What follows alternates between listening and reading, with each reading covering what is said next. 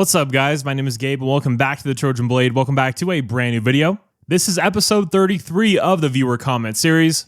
This is, of course, a series where you guys send in questions and comments over on Twitter and my YouTube community page. I pick the best ones, and they do get read and answered live on the show. So if you do want to have a comment or a question featured on the show, subscribe to me here on YouTube, follow me on Twitter, and look out for the post that will go up on Tuesday. It's obviously Michigan week. With what happened against Illinois, this is the biggest game in the Lincoln Riley era at USC, and it is not even close. So yeah, a lot to get into. So if you are enjoying the videos, please do leave a like and subscribe to the channel if you haven't already. Really appreciate you guys being here. Now let's get into the comments. First up from the guys over at ROCBOYS Football. Make sure you're checking them out over on YouTube. But the question is, what is the most favorable matchup for USC versus Michigan? Which matchup is the biggest concern? So biggest concern, after what we saw against Illinois, it's our defensive line against their offensive line. Like, we were really soft against Illinois. They did what they wanted against us, especially in the run game.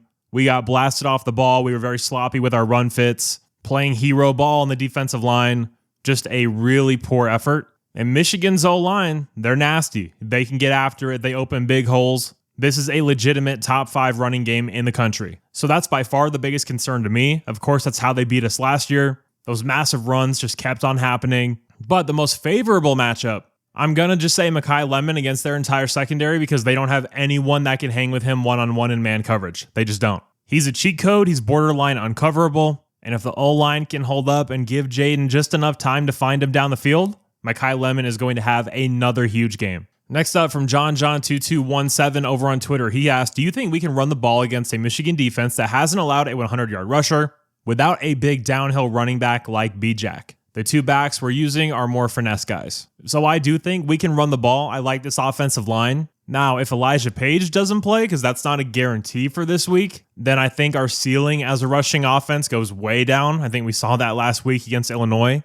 Elijah and Tobias on the left side have been a dominant force in the run game when they're together and when they're on the field. When you move Justin Tuanuu to left tackle and have Tobias Raymond at right tackle, it does not look nearly as crisp. So I think we can. I don't think the style of runner is going to be what makes this game or makes our running game against them. It's going to be the offensive line. It's going to be how physical we play as a unit. And guys, don't forget that the swing game, the screen game, that's all attached to the running game. Using those RPOs, it's all part of the same family. So are we going to try to out-athlete them and get to the edges?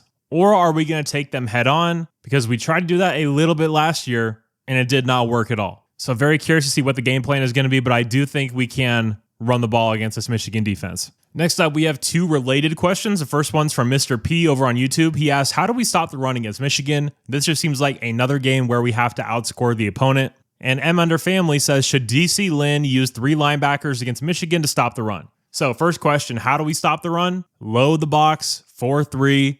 Tell your corners, hey, Marsh is a very good and explosive wideout for Michigan, the true freshman who's going to be starting this week. That kid's dangerous, right? Their wide receivers don't do anything to put fear into you. They just don't. So we have to be able to load the box. We have to be able to make Bryce Underwood a passer. Plain and simple. We have to keep the ball in his hands, in the pocket, and we will win this game, in my opinion. Now, if our corners can't hang with these wideouts, then oh my goodness, guys, we are at DEFCON 1, meltdown, panic. Like, we're USC. There's been a lot of money invested onto this defense. We've talked about how great this coaching staff is. We'll prove it this week. These wide receivers are not very good. Get physical at the line, put hands on people, don't give them free releases, and load up that box and take away the run. Be gap sound, do not play hero ball, and make Bryce Underwood beat you with his arm. We know what they're going to do. This is going to be a run and boot offense all day long. They run, and they boot with Bryce Underwood. They get him out in space. They get him on the move because he's very good at throwing on the run, and they try to throw the ball downfield. Now, going to get much more in-depth into this Michigan matchup in the game preview that's dropping tomorrow. Very excited about that video. But yeah, absolutely load the box, get Jaden Walker in there, and Desmond Stevens is not going to be able to be a coverage linebacker in this game. He's going to have to commit to being physical, to coming downhill, being decisive. Because if he plays like he has, and he's very tentative, like he's a full 1.5 yards deeper in terms of average depth of tackle than our other linebackers. He's hanging back more. He's not being decisive. He has to put his cleats in the grass, and he has to play a physical Big Ten style of linebacker, or we're going to be in trouble in this one. Next up from Insane Sports Takes over on YouTube, he says, I'm not trying to be pessimistic, but if Lincoln Riley continues to have 7-5, 6-6, 8-4 seasons, At what point does USC eventually move on from him? I'll tell you what, if we go 6-6 this year, before the season, I would have said there's no world where Lincoln Riley gets fired. No way. But with some of the chatter, some of the things being said, if we go 6-6, I'm not saying it would happen, but I'm also saying it wouldn't happen. Like, there would be a lot of support to make a move if that happened. And even 7-5, to be honest, guys, because if we go 7-5, think about it. We started 4-0, right? 4 wins against teams that are irrelevant, let's be honest. Not very good. So if you go 3-5 the rest of the year, and that'd probably be losses to Michigan, Notre Dame, Nebraska, Oregon, and Iowa.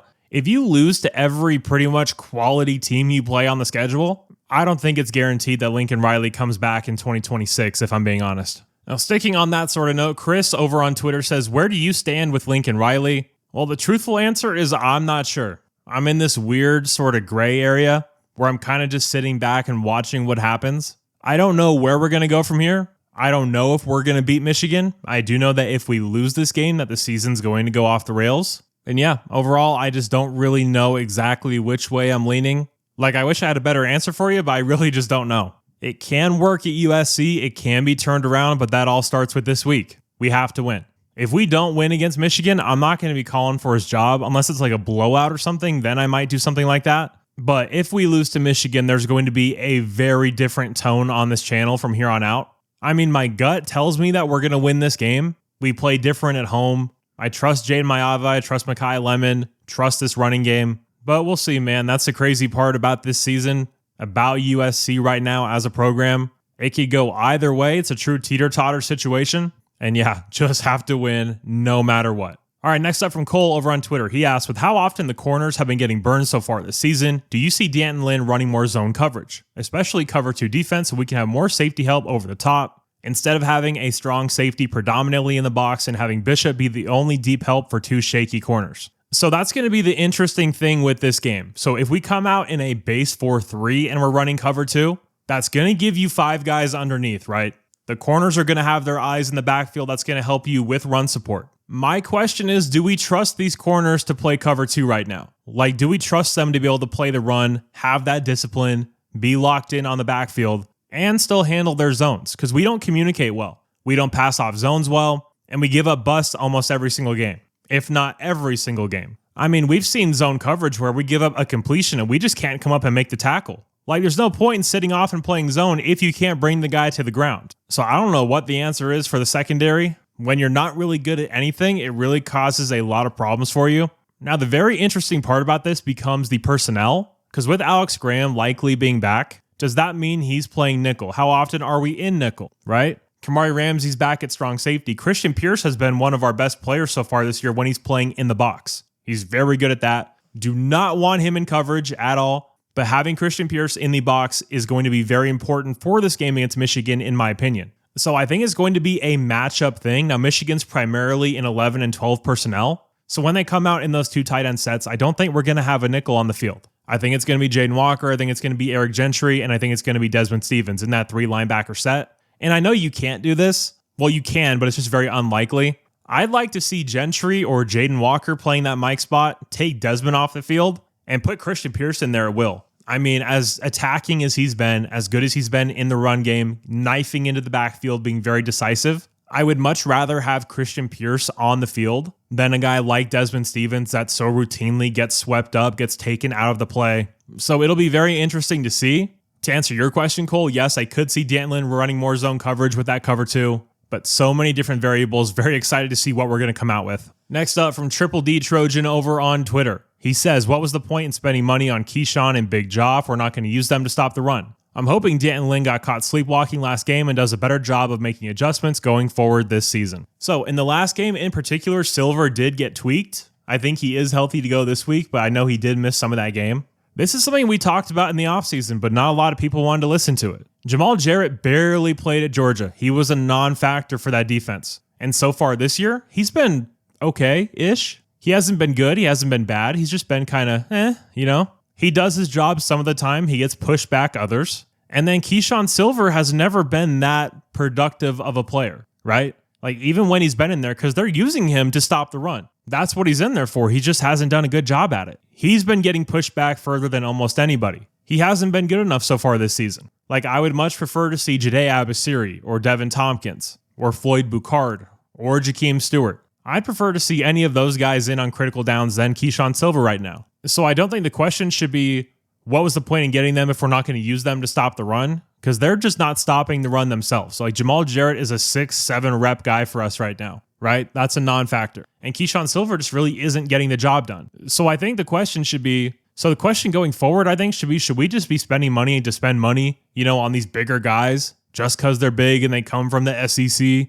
I don't think so. Because if we're being honest, that money could have been spent a lot of different ways on a lot more productive players. Like Jamal Jarrett can be something for us down the road. That remains to be seen. I personally think he needs to get a little smaller. 360 pounds is just too big, in my personal opinion. But yeah, I think that's more of an asset management question as opposed to a schematic question. Next up from Big T in the morning, he asked, if we lose this game and the other big ones, is our recruiting class basically done for? Okay, so what are the other big ones going to be? That's going to be obviously Michigan this week. That's going to be Notre Dame. That's going to be Nebraska. That's going to be Oregon. And I also think that includes Iowa. I really do. So if we lose those other big ones, I don't know if the recruiting class is done for because NIL and all of that stuff really changes things in the modern day and age of college football. But knowing where this fan base would be, where the discourse would be, where the feeling around the program would be, I don't know how we would hang on to this recruiting class. I really don't. Now, I have no idea how bad it would actually get, who we had a chance at retaining, who we didn't. But when you hear me and others say that this game against Michigan is the biggest at USC in a very, very long time, it's not hyperbole. Like, this is the tipping point. This is where we decide, are we really going to turn this around and get this going in the right direction? Or are we going to fall flat on our face again and waste another year? It's massive, guys. Any way you look at it, cannot undersell the importance of this game against Michigan. And lastly, to finish up from Ian over on YouTube, he says, outside of USC, what college football team would you pull for? Not necessarily root for, but keep a hopeful eye open. So there's a few ways to go here. One of my earliest memories is watching the Boise State Fiesta Bowl against Oklahoma, so I've always rooted for them ever since. My dad was an Air Force pilot for a very long time, from 1985 until like 2021 or 22. Very long time. So always root for the academy. I've always had a soft spot for TCU. Love the Ohio Bobcats. But outside of that, I normally just root for players like if USC has a transfer that goes somewhere and I like the player like Deuce at Florida State, I'll root for their offense. Yeah, there's so many cool coaches, so many cool programs. I'm not a fan of anybody else. Like SC is my only school, My dad went there. My granddad taught there. It's home. But if you look around the rest of the country, there are a ton of cool programs to keep your eye on. And with that, guys, that is going to conclude viewer comment episode number 33. So the game preview is going to be out tomorrow. It's going to be very in-depth, very extensive, X's and O's heavy. There's a ton to talk about. We have a lot of film to go over. Very excited about that. So make sure you're tuning back into the channel tomorrow. Make sure you're subscribed and ding the notification bell so you get notified whenever I upload. And yeah, I really appreciate you guys being here. You're all awesome. And as always, take care and fight on. Beat the Wolverines.